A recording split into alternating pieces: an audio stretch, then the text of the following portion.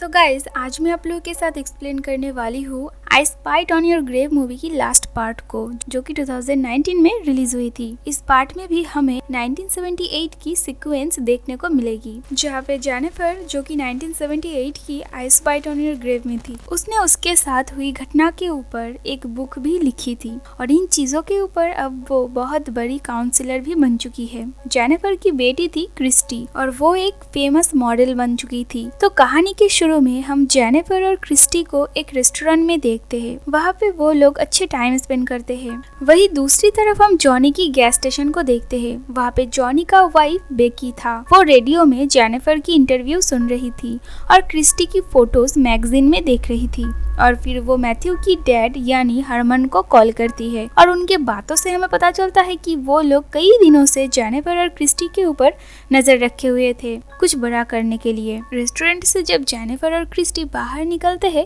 तभी वहाँ पे दो बंदे एक वैन के साथ आते हैं। उनका नाम था केविन और स्कॉटी। केविन था स्टैनली का भाई और स्कॉटी था एंडी का कजिन। केविन जेनिफर से उसके बुक के ऊपर एक ऑटोग्राफ मांगता है। तभी पीछे से स्कॉटी जेनिफर को पकड़ लेता है, जो देखकर क्रिस्टी काफी चिल्लाती है। तो इसीलिए केविन उसे भी मार के बेहोश कर देती है और उन दोनों को ही किडनैप करके जॉनी के गैस स्टेशन ले जाती है। वहाँ पे वो दोनों बेकी को लेकर हरमन के घर पहुँचते हैं। हरमन जेनिफर से पूछता है कि उसने क्यों मैथ्यू को मारा था, क्योंकि मैथ्यू तो मेंटली अनहेल्दी था। मैथ्यू भले ही मेंटली अनहेल्दी था, लेकिन उसका दोष भी उतना ही था जितना उन तीनों का था। वो सभी लोग जेनिफर के ऊपर काफी गुस्से में थे, ऐसा मानो वो लोग उसे नोच नोच के खाना चाहते हो। वो लोग उसे एक गड्ढा खोदने के लिए एक स्कोप देते हैं और तभी मौका पाके जेनिफर हरमन की गन छीन लेती है और उनको चकमा देके जंगल के तरफ भागने लगती है। वही दूसरी तरफ स्कॉटी क्रिस्टी को लेकर जा रहा था। क्रिस्टी बाथरूम का बहाना बनाती है और स्कॉटी उसकी हाथ खोल देती है। क्रिस्टी जंगल की काफी अंदर चली जाती है और स्कॉटी भी उसका पीछा करता है और तभी क्रिस्टी मौका पाके वहाँ से गाड़ी लेके भाग जाती है। वो अपने मॉम को ढूंढने लगती है। वहीं पे दूसरी तरफ जेनिफर अपने बेटी को ढूंढ रही थी। तभी रास्ते में वो एक औरत को देखती है। उनके साइकिल में भी जेनिफर की लिखी वो बुक था, जहाँ पे उसके फेस के ऊपर एक गाली लिखी हुई थी, यानी वो भी जेनिफर से नाराज थी। वो औरत और कोई नहीं बल्कि मैथ्यू की ग्रैंडमा थी। रास्ते में जेनिफर एक गाड़ी को रोकती है। उस गाड़ी में एक ओल्ड एज कपल था और वो जॉनी का पेरेंट्स था, जिसमें से वो औरत काफी ड्रंक थी। वो लोग जेनिफर को एक चर्च में छोड़ते हैं। वहाँ पे पास के सेमेट्री में एंडी, जॉनी, स्टैनली और मैथ्यू के ग्रेव्स थे। तभी वहाँ पे कुछ समय बाद जॉनी की वाइफ आती है। जेनिफर वहाँ के चर्च में मदद मांगने जाती है, लेकिन तभी बेकी पीछे से आके जेनिफर की गला काट के उसे मार देती है। कुछ समय बाद क्रिस्टी वहाँ पे आके अपने मॉम को उस हालत में देख के काफी रोती है। वो चिल्ला चिल्ला के मदद मांगती है, लेकिन वहाँ पे कोई भी नहीं था और फिर बेकी छुपके से जेनिफर की बॉडी ले जाती है और उसके बाद वो लोग क्रिस्टी का पीछा करने लगते हैं। केविन क्रिस्टी को पकड़ लेती है और फिर वो उसके साथ जबरदस्ती करता है और हरमन केविन को रोकता भी है।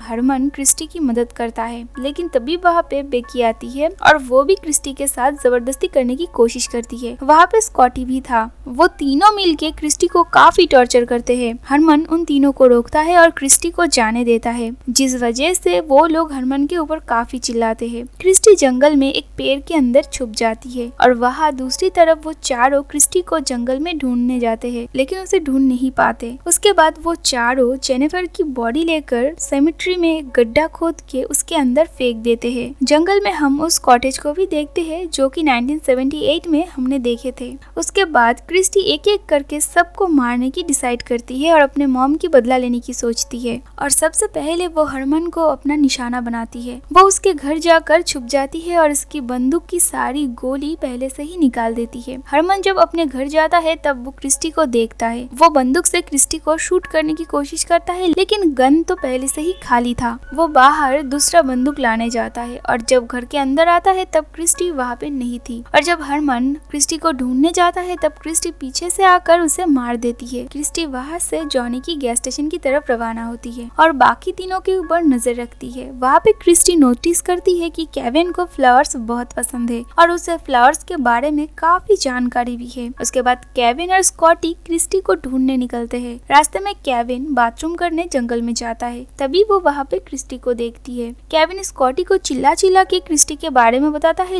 लेकिन स्कॉटी को लग रहा था कि शायद केविन उसके साथ मजाक कर रहा है। क्रिस्टी केविन को एक फ्लावर देती है और इससे काफी अच्छे से बात करती है और उसके पास आकर उसके छोटे चेतन को काट देती है। केविन की चिल्लाने की आवाज सुन के स्कॉटी उसके पास जाता है। क्रिस्टी उसके भी छोटे चेतन में गोली मारती है और फिर उसके पीछे भी गोली मारती है, जिससे गोली सामने से निकलता है और स्कॉटी का भी एक दर्दनाक मौत हो जाता है। दूसरी तरफ बेकी हरमन को कॉल करता है और वो फोन नहीं उठा रहा था, तो इसीलिए बेकी चेक करने हरमन के घर जाती है और हरमन की बॉडी को देखती है और फिर वहाँ से वो जंगल की तरफ रवाना होती है। वहाँ पे वो केविन और स्कॉटी की डेड बॉडीज को देखती है और अपनी गन लोड कर क्रिस्टी को ढूंढने लगती है। तभी क्रिस्टी पीछे से आकर बेकी के ऊपर गन पॉइंट करती है, लेकिन बेकी चालाकी से क्रिस्टी के हाथ से बंदूक फेंक देती है और उसके गले में चाकू पकड़ती है। बेकी क्रिस्टी को मारने ही वाली थी कि तभी वहाँ पे वही ओल्ड एज कपल यानी जॉनी के पेरेंट्स आकर बेकी को मारने लगते हैं और फिर क्रिस्टी एक वाइन के बोतल से बेकी को मार देती है। उन कपल से क्रिस्टी को पता चलता है कि क्रिस्टी जॉनी की ही बेटी है, जिसने उसके मॉम के साथ जबरदस्ती की थी। क्रिस्टी अपने मॉम की बॉडी ढूंढने सेमेट्री में जाती है उन ओल्ड एज कपल के साथ और अपने मॉम को एक गड्ढे में देखती है। तभी पीछे से मैथ्यू की ग्रैंडमा आके क्रिस्टी को गड्ढे में फेंक देती है और उसे मार मार के बेहोश कर देती है। उन्हें लगता है कि शायद क्रिस्टी मर चुकी है और फिर वो लोग वहाँ से जाने लगते हैं। तभी क्रिस्टी पीछे से आकर उन तीनों को भी मार देती है और अपने मॉम की बॉडी लेकर वहाँ से निकल जाती है और फिर हम जॉनी के बच्चे को देखते हैं, जो कि अब बड़े हो चुके थे। वो लोग गैस स्टेशन में अपने मॉम को ढूंढ रहे थे। तभी वहाँ से क्रिस्टी अपने मॉम की बॉडी लेकर जाने लगती है और वो भी उनके ग्रैंडपा के गाड़ी में,